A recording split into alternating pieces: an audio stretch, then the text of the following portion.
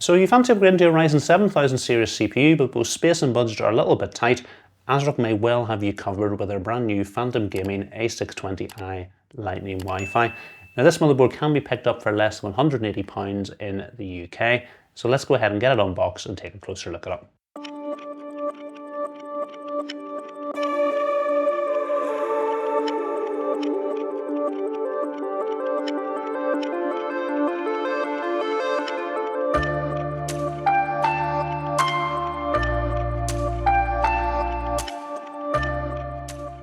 So this is everything that comes in the box with our motherboard. So we've got our user manual, an AM5 CPU installation guide. We've got two SATA data cables. One has a right angle connector, one's got a straight connector. We've got the antenna for our Wi-Fi. We've got two Velcro cable straps. We've got an M.2 SSD screw and a Phantom Gaming badge. You'll see from the size of the motherboard that it is a mini ITX motherboard. And if we take a closer look at the connectors, at the bottom left hand side of the motherboard we've got a speaker header, and directly beside it we've got our HD audio header. Next to that we've got our motherboard's one and only chassis fan header, and then at the bottom right hand side of the motherboard we've got a clear CMOS jumper. Working up the right hand side of the motherboard, first of all we've got our front panel Type-C USB 3.2 Gen 1 header. Just above that we've got our system panel header where you're going to plug in your front panel connectors, and behind that we've got a single USB 2.0 header. We've then got a forward facing USB 3.2 Gen 1 header, followed by two SATA ports. At the top right of the motherboard we've got our 24-pin ATX power connector. And along the top of the motherboard we've got our CPU fan and water pump header, followed by two 3-pin 5V ARGB connectors. The top left of the motherboard we've got a single 8-pin EPS power connector to provide additional power to your CPU. The motherboard features an 8+2+1 power phase design, and we've got a large aluminium heatsink over the VRM. In the middle of the motherboard we've got our AM5 socket and standard mounting brackets. The motherboard has two RAM slots and will accommodate up to a maximum of 96GB of DDR5 and up to 7200 megatransfers per second overclocked.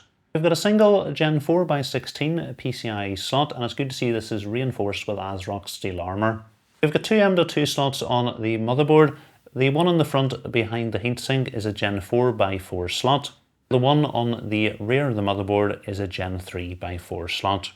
It's good to see the motherboard features ASRock's flexible integrated I/O shield, and if we take a look at the connectors, at the top we've got two USB 3.2 Gen 2 ports. One is Type A and one is Type C, and they both support 10 gigabit per second speeds. Next to that we've got a 2.5 gigabit LAN port. We've then got a HDMI 2.1 port, followed by our two yellow Lightning Gaming ports. These ports are designed to have your keyboard and mouse plugged into them, and as they come from two different controllers are designed to help reduce latency. The port with the blue outline is also your BIOS flashback port, and it is a USB 3.2 Gen 2 port supporting speeds of 10 gigabits per second, while the other port is a USB 3.2 Gen 1 port supporting speeds of 5 gigabits per second.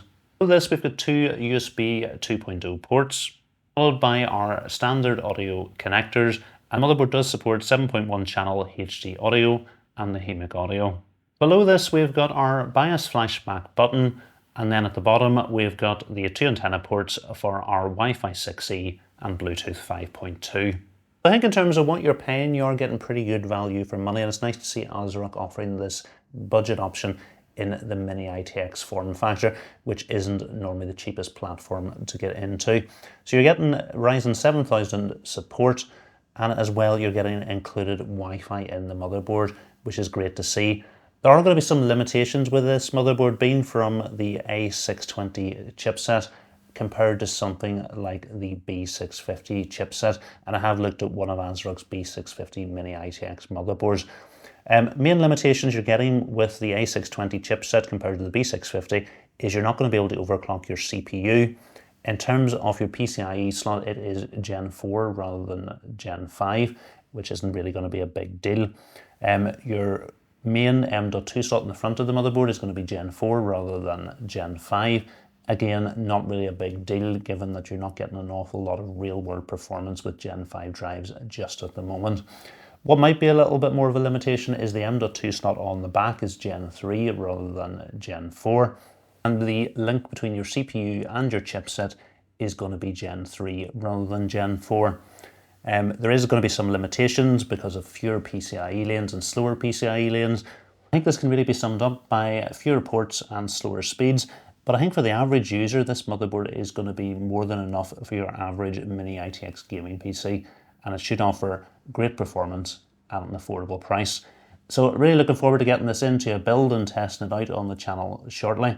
So hopefully you have enjoyed this motherboard unboxing and overview. If you have, please remember to give it a thumbs up. And if you're not currently subscribed to the channel, please hit the subscribe button as well. Thanks for watching.